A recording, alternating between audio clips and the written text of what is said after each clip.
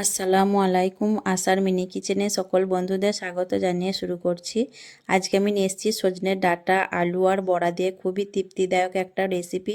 এই গরমের দিনে এটা একবার অবশ্যই ট্রাই করে দেখতে পারেন। সজনের ডাঁটা, আলু, বড়া দিয়ে খুবই তৃপ্তি করে গরম ভাতের সঙ্গে খেতে পারবেন। হালকা পাতলা এবং নিরামিষ একটা রেসিপি। তো চলুন রেসিপিটি দেখে নেওয়া যাক। আর যারা নতুন বন্ধু আমার ভিডিওটি দেখছেন, ভালো লেগে থাকলে অবশ্যই আমার চ্যানেলটিকে সাবস্ক্রাইব করে আমার পাশে থাকবেন। আজকের রেসিপির জন্য আমার যা যা লাগছে একটু দেখিয়ে দিচ্ছি। আজকের মূল উপকরণ হচ্ছে সজনে ডাঁটা। রেসিপির ডাঁটাগুলোকে দেখুন, আমি খুব ভালোভাবে ডাঁটার খোসাগুলোকে ছাড়িয়ে এইভাবে করে কেটে নিয়েছি আর খুব ভালোভাবে ধুয়ে পরিষ্কার করে নিয়েছি। এখানে আমি 150 গ্রামের মতো সজনে ডাঁটা নিয়েছি। আর এখানে আমি একটা বড় সাইজের আলু, দেখুন এইভাবে লম্বা লম্বা করে আলুটাকে আমি কেটে নিয়েছি ডাঁটার মতো করে। আর আলুটা খুব ভালোভাবে কেটে ধুয়ে পরিষ্কার করে নিয়েছি। এখানে আমি নিয়েছি দেখুন 1 কাপ মুগের ডাল। রাত্রে আমি ডালটাকে ভিজিয়ে রেখেছিলাম আর ডালটা দেখুন খুব সুন্দরভাবে ভিজে গেছে। রাত্রে শোয়ার আগে আমি ডালটাকে ভিজিয়ে নিয়েছিলাম।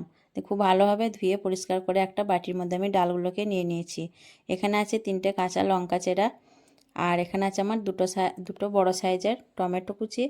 আর এই উপকরণগুলোই আমার আজকে রান্নার জন্য লাগছে। এখন আমি ডালগুলোকে দেখুন একটা মিক্সার কাপের মধ্যে নিয়ে নিচ্ছি। ডালটাকে আমি পেস্ট বানাবো তার জন্য। আর ডালটাকে খুব বেশি মিহি করে পেস্ট বানাবো না, একটু দানা দানা ভাব রেখে পেস্টটা বানিয়ে নেব। তো ডালগুলো আমি সব দেখুন মিক্সার কাপের মধ্যে নিয়ে নিলাম। তারপর আমি এখানে দিয়ে দিচ্ছি 1 টুকরো আদা, 1 ইঞ্চি পরিমাণের হবে। আর দিয়ে দিচ্ছি 2টো কাঁচা লঙ্কা।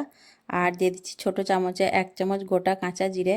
এর মধ্যে আর বেশি কিছু আমি মশলা ব্যবহার করব না, শুধু এই মশলাতেই কিন্তু খুব সুন্দর একটা ফ্লেভার আসবে বড়াগুলো ভাজার সময়। দিয়ে আমি ঢাকনা দিয়ে একটা পেস্ট বানিয়ে নেব। ডালের পেস্টটা দেখুন আমি একটা অন্য বাটির মধ্যে নিয়ে নিচ্ছি।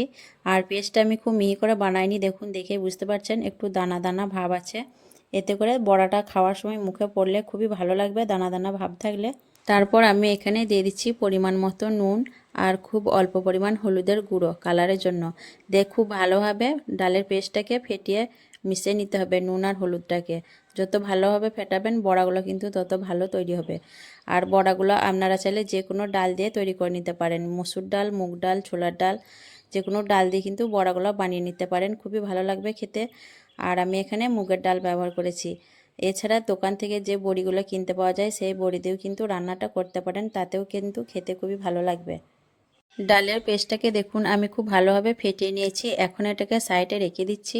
আর আমি একটা মশলা বানিয়ে নেব, তার জন্য দেখুন মিক্সিং কাপটা আবারও নিয়ে নিয়েছি। এর মধ্যে দিয়ে দিচ্ছি 3 চামচ পোস্ত চা চামচে। আর দিয়ে দিচ্ছি 1 চামচ হলুদ সর্ষে, আপনারা চাইলে কালো সর্ষেও ব্যবহার করতে পারেন, আমি হলুদ সর্ষেটাই ব্যবহার করেছি। আর দিয়ে দিচ্ছি আমি যে 2টো টমেটো কেটে রেখেছিলাম তার থেকে অর্ধেক টমেটো আমি এর মধ্যে দিয়ে দিলাম। আর দিয়ে দিচ্ছি অল্প পানি, দিয়ে আমি মিহি একটা পেস্ট বানিয়ে নেব। তারপর দেখুন পেস্টটা আমার একদম রেডি হয়ে গেছে, মিহি করে একটা পেস্ট বানিয়ে নিয়েছি। আর মশলার পরিমাণটা আপনাদের রান্নার পরিমাণ হিসেবে নিয়ে নেবেন। তারপর আমি কড়াইয়ে পরিমাণ মতো সর্ষের তেল দিয়ে তেলটাকে ভালো করে গরম করে নিচ্ছি। আর রান্নাটা অবশ্যই সর্ষের তেলেই করবেন, তাহলে খুব সুন্দর একটা ফ্লেভার পাওয়া যাবে। দিয়ে আমি চামচের সাহায্যে বড়াগুলোকে একে একে দিয়ে দিচ্ছি। দেখুন আপনারা চাইলে হাত দিয়েও বড়াগুলোকে দিয়ে নিতে পারেন, আমি চামচের সাহায্যে দিয়ে দিচ্ছি। আর এক বেচাই আমি সব বড়াগুলোকে দিয়ে দেব। আর বড়াগুলো দেওয়ার পর আমি বড়া নিচের দিকটা কিছুক্ষণ হওয়ার পর উল্টে পাল্টে বড়াগুলোকে লাল করে ভেজে নেব। বড়াগুলো নিচের দিকটা দেখুন কিছুক্ষণ হওয়ার পর আমি উল্টে পাল্টে এভাবে লালচে লালচে করে ভেজে নিয়েছি।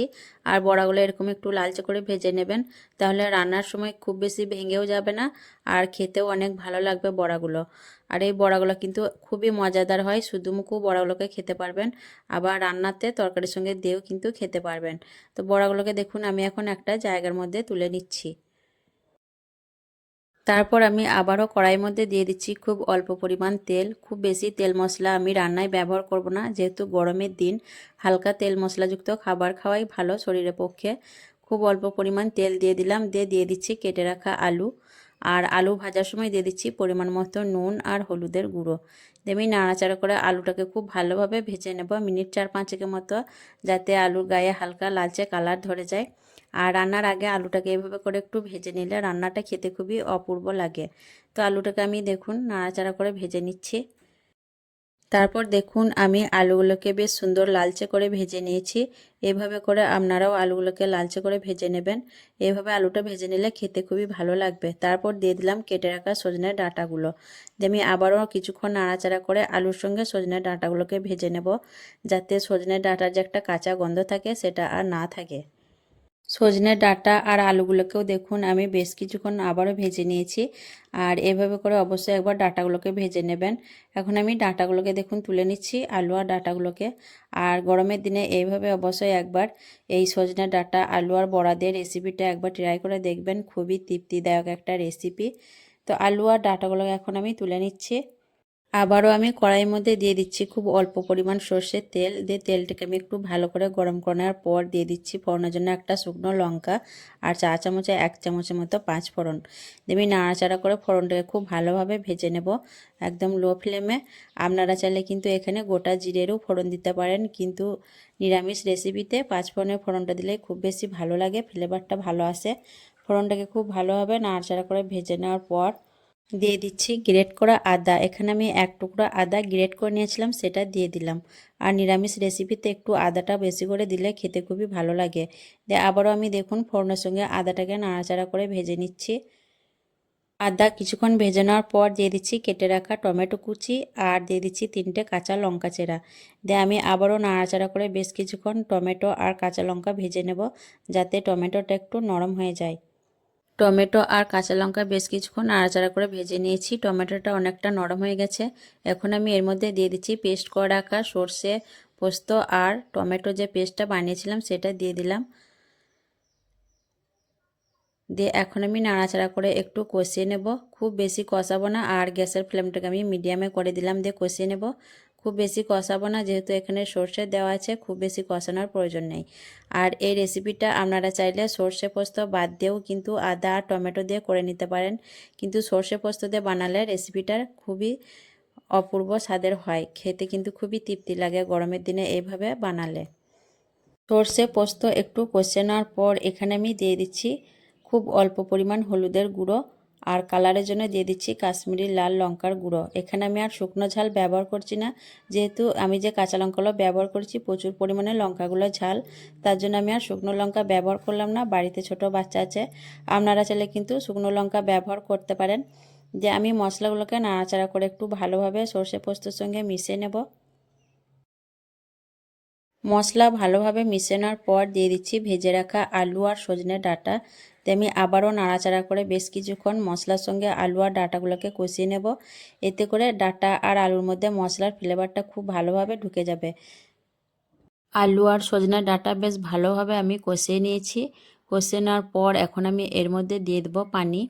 তার জন্য আমি প্রথমেই দেখুন মিক্সার কাপটা ধুয়ে অল্প পানি দিয়ে দিলাম। দিয়ে আবারও 1 কাপ আমি পানি দিয়ে দিচ্ছি, যেহেতু ডাঁটা আলু খুব ভালোভাবে সেদ্ধ হতে হবে। আর পরে আমি বড়া ব্যবহার করব, সেখানেও কিন্তু বড়াতে কিছুটা পানি টেনে নেবে। 1 কাপের মতো পানি দিয়ে দিয়েছি। আর যদি ঝোলটা বেশি রাখতে চান তাহলে পানিটা আরও ব্যবহার করবেন। আমি খুব বেশি ঝোল করব না, তার জন্য 1 কাপ পানি দিয়েছি। দিয়ে খুব ভালোভাবে নাড়াচাড়া করে মিশিয়ে নিচ্ছি ঝোলের সঙ্গে। সব কিছু ভালোভাবে মিশিয়ে নেওয়ার পর দিয়ে দিচ্ছি 1 চামচ নুন। দিয়ে আমি আবারও একটু নাড়াচাড়া করে ঝোলের সঙ্গে নুনটাকে মিশিয়ে নেব।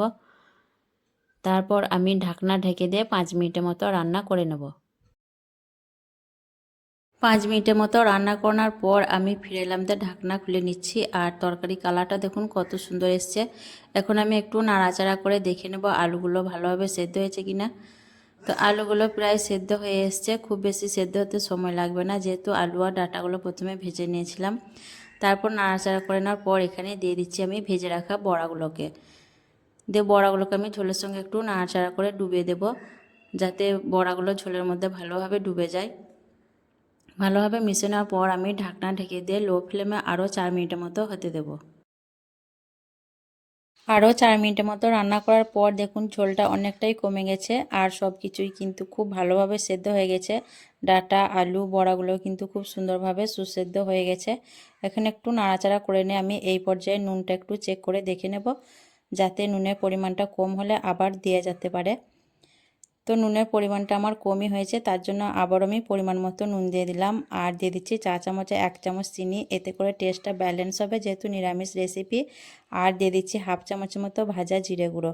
দিয়ে আমি নাড়াচাড়া করে খুব ভালোভাবে 1 মিনিটের মতো ঝোলটাকে ফুটিয়ে নেব। তাহলে আমার রেডি হয়ে যাবে সজনের ডাঁটা দিয়ে আলু বড়ার এই তৃপ্তিদায়ক রেসিপি। আর এইভাবে এই গরমের দিনে অবশ্যই একবার ট্রাই করে দেখতে পারেন, খুবই তৃপ্তি করে কিন্তু গরম ভাতের সঙ্গে খেতে পারবেন। তো আমি নাড়াচাড়া করে 1 মিনিটের মতো ফুটিয়ে নিয়ে আপনাদের পরিবেশন করে দেখিয়ে দিচ্ছি। আজকের এই তৃপ্তিদায়ক রেসিপি কেমন লেগেছে অবশ্যই কমেন্টে জানাবেন। ভালো লাগলে লাইক করবেন, শেয়ার করবেন আর আমার চ্যানেলটি সাবস্ক্রাইব করে আমার পাশে থাকবেন। আসবো আবারও অন্য কোনো রেসিপি নিয়ে। সকলে ভালো থাকবেন, সুস্থ থাকবেন। আল্লাহ হাফেজ।